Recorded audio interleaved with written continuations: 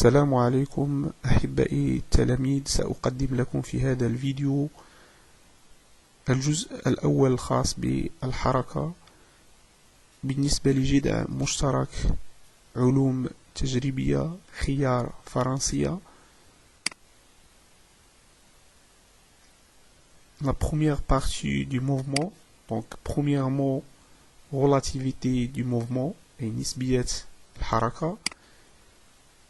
L'activité numéro 1, on considère une personne C attend dans la gare et deux voyageurs A et B sont assis dans le train qui bouge devant la gare.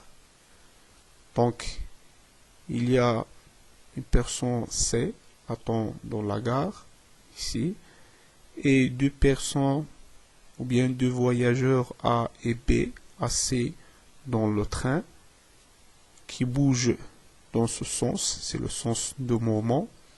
Donc la première question, A utile en mouvement par rapport au B.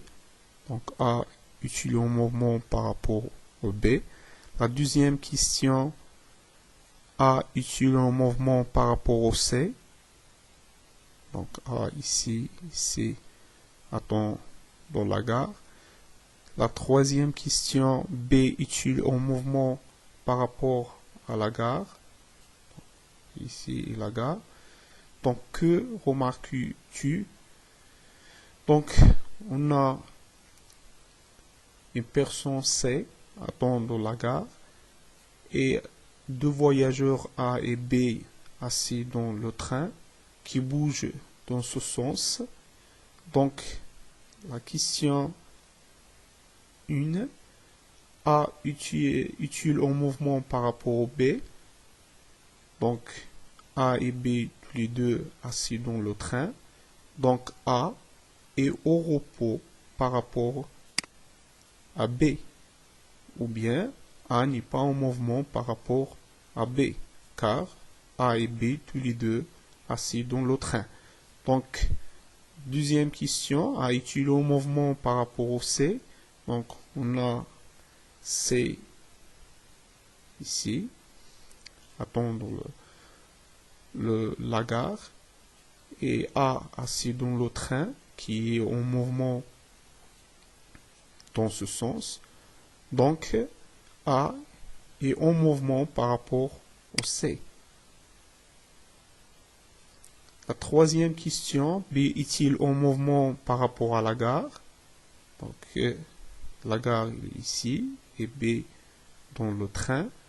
Donc, B est en mouvement par rapport à la gare.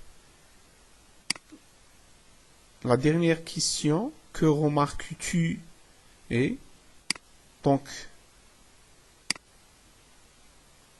on remarque qu'un objet peut être au repos et ou en mouvement. Donc, dans le cas de A, il est au repos par rapport au B et A en mouvement par rapport au C. Donc, selon l'objet auquel on se rapporte, on dit qu'il est un caractère relatif. Donc, mouvement, un caractère relatif. Deuxièmement, référence. Donc, pour étudier un mouvement, il faut déterminer une référence pour l'étude. Donc, une référence est un solide pris comme référence par rapport auquel on étudie le mouvement d'un autre objet. Et le margé, ou bien ce qu'on appelle l'isme le margé. Troisièmement, les outils pour décrire le mouvement. Donc, pour décrire avec précision le mouvement d'un point, il faut un repère d'espace. نحتاج إلى معلم الفضاء et un repère de temps, معلم الزمان. Donc le repère, un repère d'espace fixé ou bien lié sur le référence choisi pour avoir les coordonnées du point, bien du mobile, nécessite un repère orthonormé OIJK. Donc le mouvement dans l'espace donc le mouvement de l'espace, on utilise trois axes, OX, OY, OZ. Donc le repère OIGK, donc O l'origine, IIGK les trois vecteurs unitaires sont orthonormés.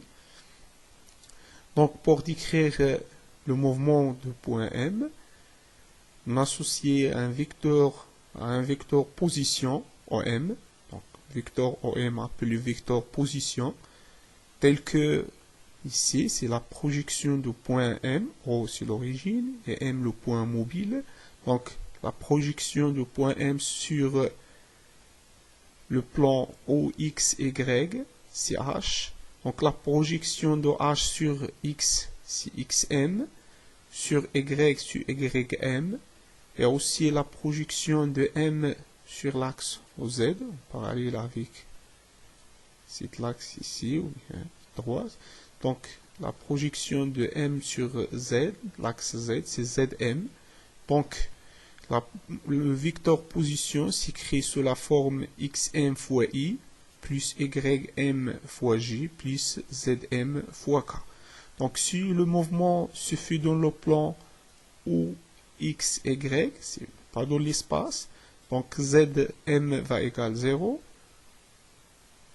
Donc vecteur position OM égale XM fois I plus YM fois G. De plus, si le mouvement est rectiligne, suffit selon une axe, par exemple, suivant l'axe OX, donc Y aussi va égaler 0, donc et Z, il reste sur le mot, vecteur position, c'est X, I ou bien XM fois le vecteur unitaire U. Un repère de temps, donc pour situer le mouvement dans le temps, on utilise un repère de temps, nécessite d'un chronomètre, donc pour mesurer le temps. Trajectoire du mouvement, la trajectoire d'un point et l'ensemble des positions successives que ce point occupe au cours du mouvement.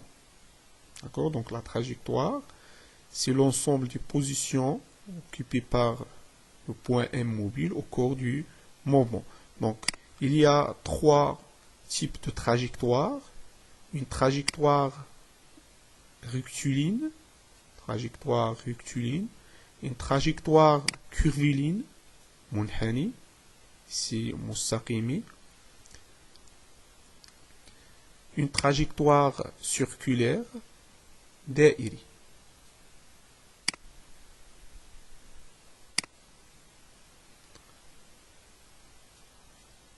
Quatrièmement, la vitesse. Donc, la vitesse moyenne. Définition de la vitesse moyenne d'un mobile. Le quotient de la distance, ou bien le quotient de la distance parcourue D par la durée du parcours delta T. On écrit Vm, vitesse moyenne, égale 2 sur delta T, avec D en mètres, delta T en secondes, donc Vm en mètres par seconde. En système international de l'unité de vitesse, l'unité de vitesse est mètres par seconde. Donc on utilise aussi fréquemment dans la vie quotidienne kilomètres par heure, tel que 1 km par heure égale 1 sur 3,6 mètres par seconde, et aussi 1 mètre par seconde égale 3,6 km par heure.